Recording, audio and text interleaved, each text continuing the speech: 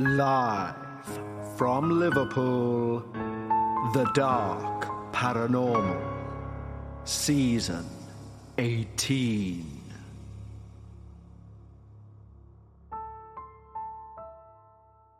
Hello everyone and welcome back to The Dark Paranormal Season 18, Episode 3. First and foremost, a huge thank you to everyone who reached out following last week's episode and for everyone who's getting in touch with the feedback regarding our new series, Dark Realms. It's certainly been a challenge to, after reading so many paranormal articles, to try and create one myself, and if there are any errors, please don't point them out because I'm very new to trying to write them, especially given the number of rewrites that I need to do on them to make sure that they're presented within the Dark Paranormal brand sphere. Because it may come as a surprise to some, but I don't sound like this all the time. The cadence that I use, some of the words that I will use, are not some of my everyday parlance, shall we say. But when you are presenting a podcast, you need to make sure that what you're saying is clear and understood. And that's easy enough when you have somebody's experience to read from, but it's rather more difficult when you're writing it from a blank page. So genuinely all the kind feedback regarding Dark Realms has been amazing and very supportive, and genuinely I've come to expect nothing less from you wonderful listeners. Now today we're going to hear a series of experiences that took place in a house, which may be the root of the experiences, or it may be the people. Or it may even be one of those situations where something causes fear and feeds off fear. And therefore, it's almost a cyclic, never-ending wheel of turmoil. So you'll need to let me know what you think is the cause of what we're about to hear. And don't forget, email your experiences over to contact@thedarkparanormal.com. We've got something pretty special lined up for upcoming seasons, and therefore we need as many paranormal experiences as possible. So that's contact@thedarkparanormal.com. For any long-time listeners who've jumped into Season 18 at this episode and have recently joined Patreon, we now read the names of our newest team members at the end of the experience. But we still give it a plug at the start, quite simply because I believe we've built one of the most genuine and sincere communities about the paranormal on the internet or anywhere else today. It's the perfect blend of nice, like-minded people looking to discuss the topic that they love, the paranormal. There's zero toxicity and there's zero hierarchy also. You also get access to all of these episodes, both ad-free and before anyone else. And of course, you can gain access to our Dark Bites Patreon-only podcast, which not only runs 52 weeks of the year, but has a back catalogue of well over 70 hours. So if that sounds like your thing and you'd love to join our team, head over to patreon.com/thedarkparanormal. But right now, it's time. Lower those lights, make yourself comfortable, and most importantly, leave your disbelief at the door, as we hear all about Shadowed by Dread. I've been an avid listener of the podcast for quite a while now, and I absolutely love hearing all the different experiences that people have shared. It's fascinating how each story brings its own unique perspective. Every time I listen, I'm reminded of some of the eerie experiences I had as a child, which have always stayed with me. The following are just a few of the memories that come to mind when I reflect on my childhood home, like fragments from a stream of consciousness. Recently, I even reached out to the other people who were part of these stories, and they sent me their recollections, which I'll share later. I've always been a firm believer in the paranormal, as has my mum and sister. However, my father was always the skeptic of the family, quick to dismiss anything out of the ordinary, or quick to find a rational explanation for any strange occurrences. I spent most of my childhood living with my mum, Elaine, and my elder sister, Emily, in a semi-detached house in Croydon, Greater London. It was your typical residential street, and our house, built sometime between the 1930s and 1950s, had a few quirky charms. One of my favourite features was the porthole in my bedroom, which had a rose motif stained glass window that cast wonderful patterns in the room when the light hit it at the right angle. For the most part, our life in the house was very ordinary, though it was often punctuated by the loud, fiery arguments between my parents. My dad? Well, stubborn would be a good description. Set in his ways. My mother? Well, equally strong-willed, she would never back down. And so these fights would echo through the house, the tension thick enough to feel in the air. That front door would slam with a resounding thud as my father would storm out, his heavy footsteps on the pavement as he left. Sometimes he wouldn't return for days, occasionally weeks, and eventually those weeks became months. And my sister and I grew accustomed to life with just one parent, the majority of the time. My mother is the very epitome of strength and resilience, though she's also deeply sensitive and attuned to what's going on around her. A firm believer in the paranormal, she would often tell us ghost stories when we were kids. Some of her stories have certainly stuck with me over the years, like the time when my grandfather was using a Ouija board with his friends, of all things, to predict the winners of a horse race. That is, until it spelt out, "I am the devil, look out of the window." Or the time she went on a school trip to North Yorkshire, and she woke up to find her hair was being braided on its own whilst the piano located downstairs began to play. But I think I'll save those stories for another time. My mum has always believed in energies, and she was convinced that our house had a negative one. She thought it might have been connected to my father's presence, which seemed to set off something unsettling. I also believe that my father must have a negative energy or entity attached to him. The house had its creaks and groans, as all old houses do, but these noises felt different, more deliberate. They didn't follow the usual patterns of settling wood, or the occasional gust of wind. My mum would say it was the house settling, but we all knew, even her, that it was more than that. Every year, my family and our family friends would take turns hosting a New Year's Eve party. In the early years, the strange happenings were minor, almost unnoticeable.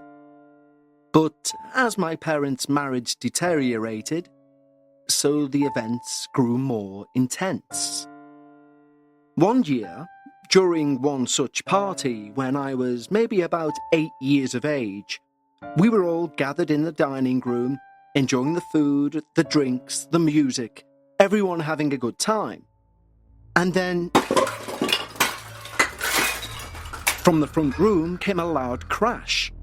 Well, we all looked at each other, puzzled, and on realising that everyone was accounted for, we went to investigate.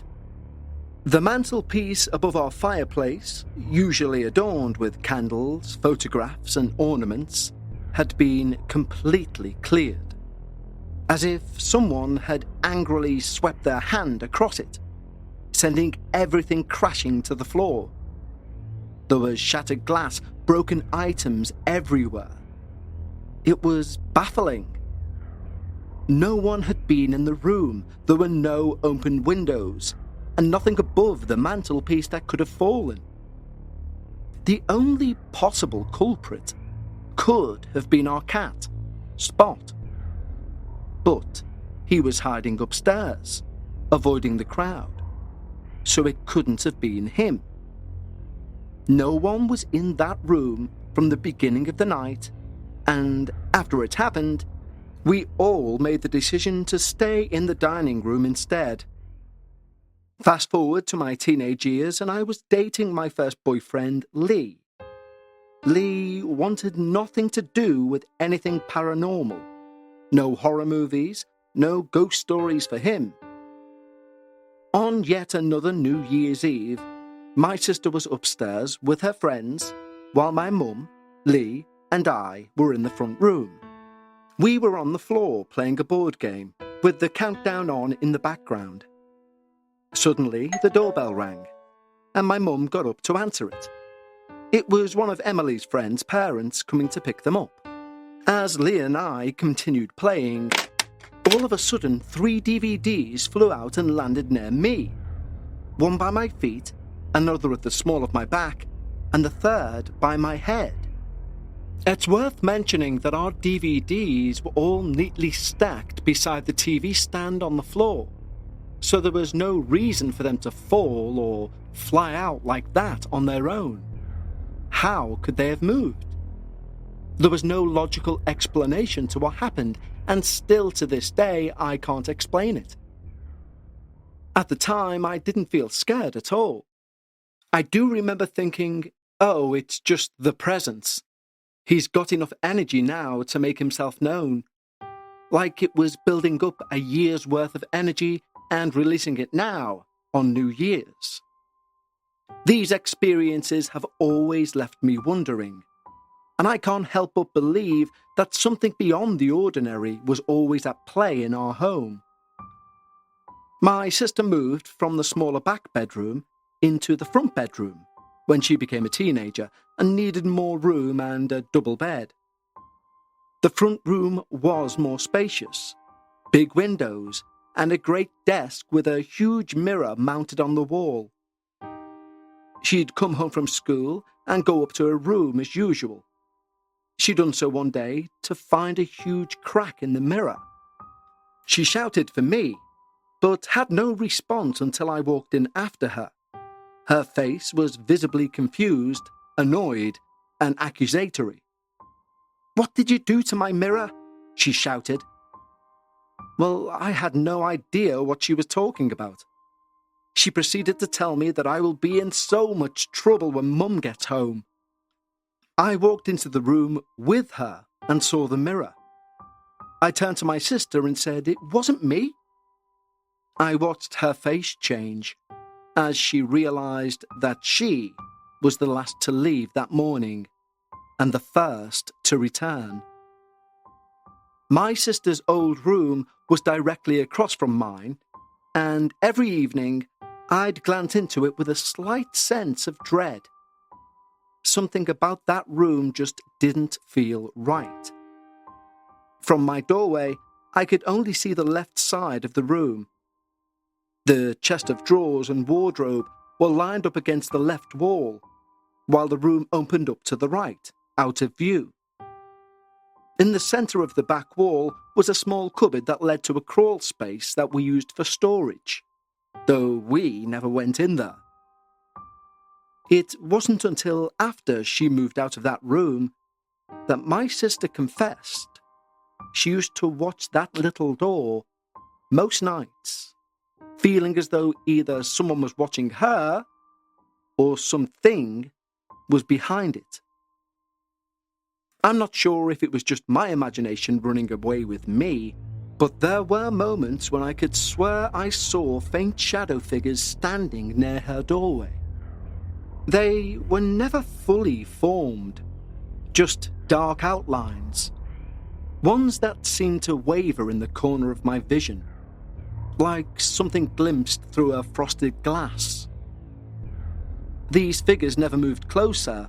They never did anything threatening, but their mere presence was enough to send a chill down my spine. I would blink and rub my eyes, opening when I opened them again, they would be gone. And sometimes they were, dissolving into the shadows of the bedroom. leaving me to wonder if I'd seen anything at all. Other times, they lingered just a moment longer, waiting for me to almost acknowledge them, to admit that they were there, that they were real. Let's take a quick break in proceedings to talk to you about the holiday season and the M word. Not mistletoe, money. Because food, decorations, presents, they don't come for free, and at this time of year, everyone knows to the last digit what is in their bank account. Well, I know I do anyway, and when I get my statement in January, I look and think, I didn't need to go out then, I didn't need to buy that, I didn't need to buy as many of those. And I kick myself and say, next year you'll do something better with your money. And that was me rinse and repeat until last year when I actually did. Now, you'll have heard me talk about acorns before, and there's a reason for it, because acorns make it easy to start automatically saving and investing for you, your kids, your retirement, even during the holidays. You don't need to be an expert. Acorns will recommend a diversified portfolio that matches you. And you don't need a ton of time. You can create your Acorns account and start automatically investing your money in just 5 minutes. And you don't need to be rich. Acorns lets you get started with the spare money you've got right now. That could be $5 a day or just even your spare change. That's right, Acorns can round every purchase you make up to $1 and automatically invest that spare change for you. So if you buy a coffee on the way to work, that's investing. And you can get bonus investments just for buying the stuff you need from the brands you love. The change I said I made last year, well, I looked at all the excess I would have spent and I invested it. And believe me, guys, that's why Acorns are so important. And I'll be doing the same this year, because when you look at your statement in January and you see you've invested money instead of wasting it, it's a great feeling. So head over to acorns.com/darkparanormal or download the Acorns app to start saving and investing for your future today. Paid non-client endorsements. Compensation provides incentive to positively promote Acorns. Investment involves risk. Acorns Advisors LLC, an SEC registered investment advisor. View important disclosures at acorns.com/darkparanormal. When Lee would stay over, he had to sleep in my sister's old room since we were only 15 and couldn't share a bed. Even now, he says he hated going in there. It made him feel deeply uncomfortable, and still gives him the creeps thinking about it. He would stay with me until I fell asleep, avoiding that room as much as possible. When I reached out to Lee, asking if I could include him in this submission, he reminded me of something I'd forgotten. A strange, unsettling moment. It happened in my sister's bigger bedroom, the one she moved to when she outgrew the smaller one. One evening, Emily shouted for someone to come to her room. Lee, Mum, and I all headed to her, hearing the panic in her voice, and we noticed something so bizarre. A hairbrush stood upright in the middle of the floor, balanced perfectly on its handle. It was like some invisible force was holding it there, defying the laws of gravity. We all stared at it, unnerved, and then watched as it fell to the floor. We all tried to recreate what we'd just seen, but no matter how carefully we positioned that brush, it would topple every single time. It's no wonder I spent most of my teenage years at Lee's, avoiding the unsettling feeling that had began to creep over me whenever I stepped into my own home. Throughout our house, there was always this odd, unsettling feeling, like an invisible presence lingering in the corners. It wasn't something we talked about openly, but we all felt it. The sensation, for me, was strongest in the office, a small room just off the front door. It was a cosy enough space by day, with a wooden desk, an old Dell computer, a bookcase and a few bookshelves. The blue office had a border running around the middle of the wall, a common feature in homes from the 90s, with its moon, sun and stars patterned strip dividing the room into 2 distinct halves. By day, the room was unremarkable, a simple space with blue walls, the border adding a touch of decoration. But by night, the room transformed into something entirely different. Those soft blue hues that seemed calming during the day took on a colder, more shadowy tone as darkness fell. The room's corners, usually harmless, grew darker and deeper, as if they could swallow you whole if you stared too long. Most nights I would sit in that office, chatting with friends on MSN, catching up on the day with Lee. The screen's soft glow would light up the room and cast shadows that danced along the walls. But no matter how truly engrossed I was in my conversations, I could never shake that feeling I was never truly alone in there. It wasn't a loud or obvious presence, it was subtle, like the faintest whisper of air against the back of your neck. I'd be sat there typing away, and suddenly be gripped by the sensation that someone was stood right behind me, peering over my shoulder. My heart would skip a beat, and I'd glance back expecting to see someone, or something, looming in the doorway. But of course, there was never anyone or anything there. Just an empty room, silent and still. The unease would settle deep in my bones, a creeping discomfort that I couldn't explain. The feeling wasn't constant, but when it hit, it was overwhelming. I tried to ignore it, telling myself it was just my imagination, that it was late, I was tired. But the more I tried to dismiss it, the stronger the feeling became. It was like the house itself was feeding off my denial. I began to develop little habits to cope with the unease. I'd play music, filling the room with sound in an attempt to drown out the silence that seemed to hum an energy of its own. I told myself that if I keep playing the music, whatever it was, this presence, this thing that watched over me, wouldn't be able to reach me. Sometimes I'd catch myself holding my breath, listening for something I couldn't quite identify. Even though I knew it was pointless, I'd often glance behind me, my eyes darting to the doorway or the darkened corners of the room, half expecting to catch a glimpse of something, anything, that would explain this feeling. But there was never anything there. Just shadows and the dim outline of furniture. But the air around me seemed to be thick and heavy, as if it was saturated with something much more than just usual stillness of the night. There was a palpable weight to it, almost as if the very atmosphere was pressing down on my skin, making each breath feel denser, more difficult to breathe in. At the same time, I noticed a subtle shift in the room's temperature, the warmth gradually seeping away, leaving a faint chill in its wake. It wasn't enough to make me shiver, but just enough to send a creeping coldness through the air, amplifying the sense of unease that already clung to the space like a fog. The contrast between the thick, almost suffocating air and the slight drop in temperature only heightened the sensation that something was wrong. It was as if the room itself was reacting to an unseen presence, one always hovering just out of reach, but making sure its influence was felt in the most unsettling of ways.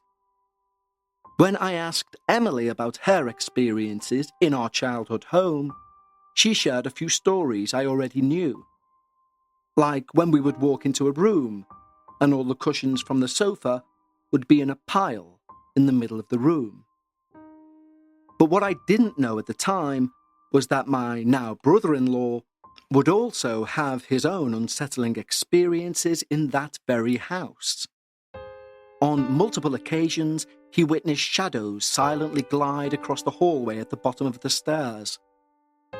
He described them as dark, indistinct figures just out of the corner of his eye, moving with a strange purposefulness that sent a chill down his spine. Another story she mentioned stood out that I hadn't remembered until now. Emily and our mum were sitting on her bed one evening, chatting about usual things, school, friends, plans for the weekend. The room was quiet, just the two of them, the familiar hum of the house in the background. Everything seemed normal until the DVD player, which had been off, suddenly powered on by itself. The machine whirred into life and the disc drawer slid open with a soft click, then closed again just as quickly. They both stared at it, momentarily stunned. Then, as they watched, something even stranger happened. A small, white light, a glowing orb, approached near the DVD player, floating in the air just above it. It hovered there, moving slowly, almost as if it were alive. Both Mum and Emily were frozen, their conversation long forgotten as they followed the orb with their eyes. The orb circled the DVD player a few times, then, to their shock, drifted towards Mum. Emily's breath caught in her throat as she saw the light touch Mum. The moment it made contact, the orb darted away, shooting across the room and disappearing through the door. Emily turned to Mum, her voice trembling. "Did you see that?" she asked.